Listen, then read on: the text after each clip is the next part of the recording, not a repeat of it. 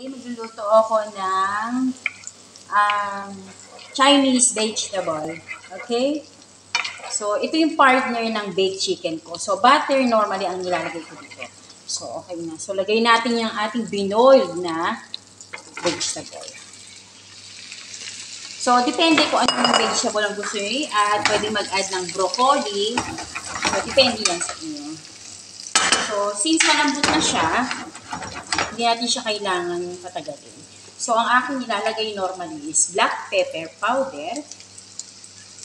So, konti lang guys, kasi pang diet actually. So, ang aking spicy Italian seasoning. So, ganyan lang siya.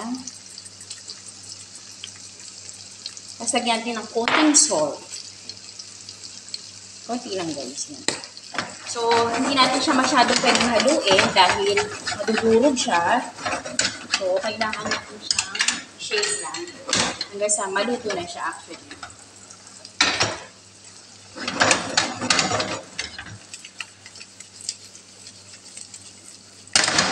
So, pwede nyo rin ilagyan ng olive oil kung gusto nyo olive oil ang ano nyo. And then, so pwede nyo rin siyang lagyan ng fresh herbs.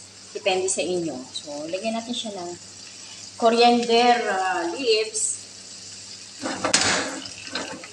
So, okay na. Luto na to actually. So, pwede na siya i-serve.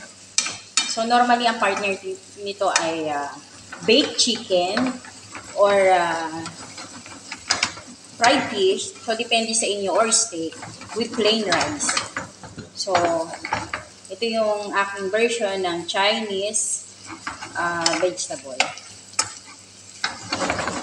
Huwag niyo kalimutan pakuluin na.